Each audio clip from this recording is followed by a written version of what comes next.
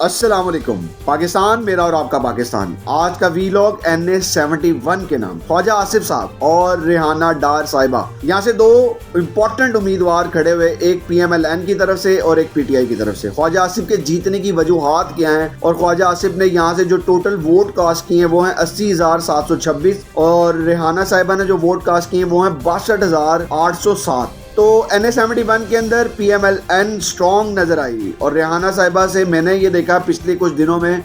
جب سے الیکشن قریب آنے لگا تو اس دوران ان سے بہت سارے رپورٹرز نے جا کے سوال کیا کہ آپ سب سے پہلے جیتنے کے بعد کیا کریں گی، تو انہوں نے کہا جی ہم خواجہ آصف سے ریونج لیں گے، جبکہ ریونج کی سیاست اس ٹائم چل نہیں رہی اور چل رہی ہے مفاہمت کی سیاست، کیونکہ پاکستان کو اب ترقی کی طرف لے کے جانا تھا، اور وہ علاقہ جو سیالکوٹ کا حلقہ ہے وہ خاص طور پہ انڈسٹریل لوگ ہیں وہاں پر، اور ان کی کوشش یہ تھی کہ جس طرح پاکستان کے اندر حالات دن بہ دن کرائسس کا شکار ہیں، خاص طور پہ جو اس ٹائم نظر آ رہا ہے کہ ڈالر کے فلیکچویشن، پیٹرول کی فلیکچویشن اور مہنگائی جس طرح بڑھتی نظر آ رہی ہے، تو انہوں نے کہا کہ یہ ایک اچھا کینڈیڈیٹ ہے خواجہ آصف جس کو پروموٹ کیا جائے، اور اگر PMLN کی گورنمنٹ بن جاتی ہے تو اس حلقے کے اندر فائدہ ہوگا خواجہ آصف کو جتوانے کے بعد۔ اب جو سیاست چل رہی ہے، جس طرح سوشل میڈیا کا دور سٹرونگ سے سٹرونگ ہوتا نظر آ رہا ہے، تو اب لوگ جتنے بھی امیدوار جو کھڑے ہوئے ہیں وہ اس دفعہ اب کام کرتے ہوئے نظر آئیں گے، اور اس بیس کے اوپر انہوں نے خواجہ آصف کو جتوا دیا۔ دوسری طرف ریحانہ صاحبہ سے میں نے بذات خود جتنے بھی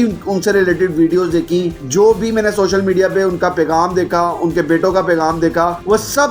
سب کچھ ریونج کی طرف لے کے جا رہا تھا، خاص طور پہ سیالکوٹ کے حلقے کو۔ اس طرف بھرپور طریقے سے خواجہ آصف نے جو ہے نا ان کا مقابلہ کیا، اور ایک بھرپور شکست سے نکلنے کے لیے انہوں نے بھرپور طریقے سے جو ہے نا وہ فتح حاصل کی۔ تو خواجہ آصف صاحب نے کل رات کو، میں دیکھ رہا تھا 3:30 بجے کا ٹائم تھا، تو خواجہ آصف نے آ کے بیان دیا کہ میں اپنے حلقے میں ابھی بھی موجود ہوں اور میں لوگوں سے ملاقات کر رہا ہوں، میں الیکشن کے اناؤنسمنٹ کی طرف دیکھ رہا ہوں کہ جب اس کے ریزلٹ سامنے آ رہے ہیں، اور وہ دیر سے مل رہے ہیں، لیکن ان رات سے ہی ان کے پاس اپنے